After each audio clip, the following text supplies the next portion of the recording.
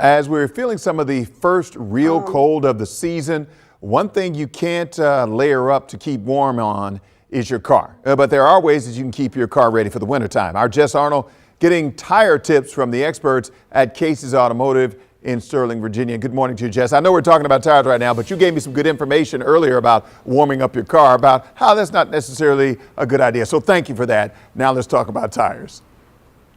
Yeah, we're going to walk you through all of the tips throughout the morning. We have now moved inside so we can show off a little bit of the equipment you need to be checking. I'm going to bring in the owner here of Casey's Automotive, Brian Jewett, to talk us through what do we need to know about tires. Well, winter's upon us, and tires are probably the most important thing on our car. They keep us glued to the road, so we thought we could maybe give some tips on some tires. We have here a brand new tire and then a very used tire. So through winter, we want to make sure that we have some very good tread to channel away that ice and snow, rain, whatever you have, sleet.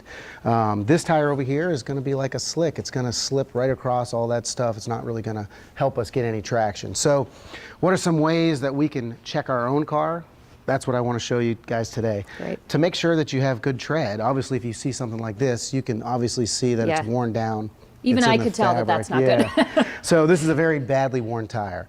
But an easy way to check is if you grab a penny and you dip old Abe's head down into the tread, if you can see his hair, then the tire is worn out. Now here, it's covering up most of his head.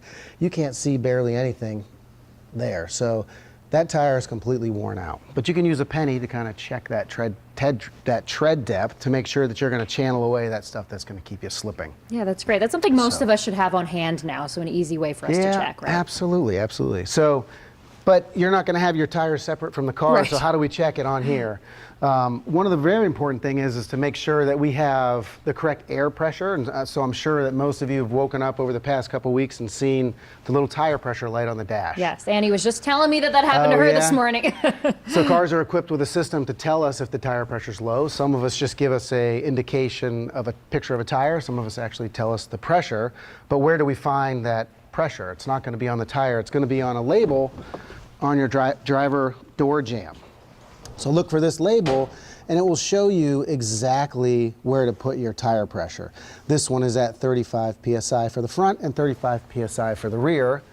And if we fill it to that pressure, this car is going to operate best possible in those conditions. Super helpful, Brian. Thank you for the tire tips. He's going to be joining us again in about 30 minutes, and we'll be talking about tips under the hood here, checking out the coolant. But for now, we'll send it back to you in studio.